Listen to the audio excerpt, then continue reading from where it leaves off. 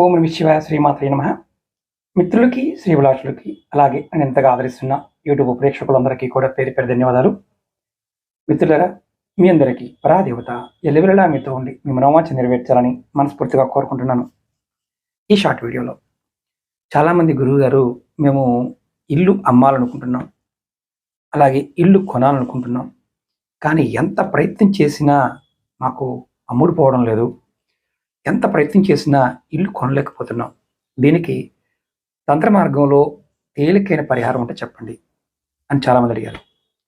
ఈ పరిహారం అతి పురాతనమైన తంత్ర గ్రంథాల నుంచి మీకు చెప్తున్నాను.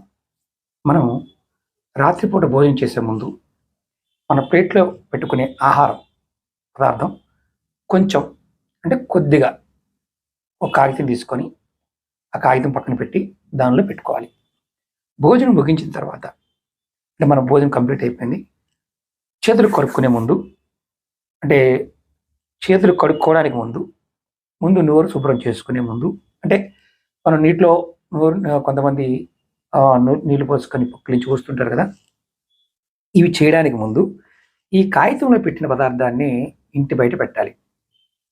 ఇది కొంత భాగం కొంచెం మనం ఎంత ఎక్కువ తీసుకున్నాం కొద్దిగా తీసుకున్నాం, ఇది ఇంటి బయట పెట్టాలి. ఇది వాస్తుదేవతకు ప్రసాదం అని మీరు భావించాలి, అది నైవేద్యం అని మీరు భావించాలి.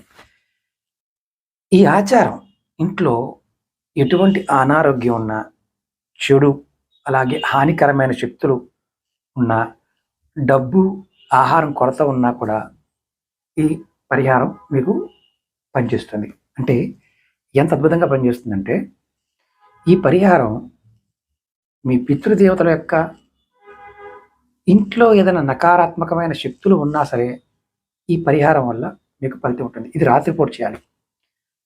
ఇంటిని అమ్మి కొత్త ఇల్లు కొనుక్కోవాలనుకున్నప్పుడు ఈ కాగితం ముక్క మీద ఉన్న ఆహారం బయట ఉంచినప్పుడు మీరు మనసులో వాస్తుదేవతను ప్రార్థిస్తూ ఒక చిన్న ప్రార్థన చేయాలి. ఓ వాస్తుదేవ, దయచేసి ఈ ఇల్లు మంచి ధరకి అమ్ముడుపోవాలి, మా బడ్జెట్లో నాకున్న ధనం ప్రకారం కొత్త ఇల్లు కొనుక్కోవాలి, మీ ఆశీర్వాదం నాకు ఎప్పుడు ఉండాలి, ఎలవెలలా ఉండాలని మనసులో తలుచుకోవాలి.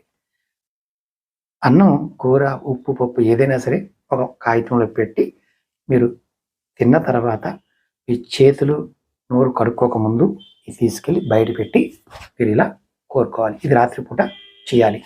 ఇలా మీరు మీ పని అయ్యే వరకు చేయవచ్చు. ప్రయత్నం చేయండి, ఖచ్చితంగా మీకు మంచి అవకాశం లభిస్తుంది. ఓం నమః శివాయ శ్రీమాత్రే నమః.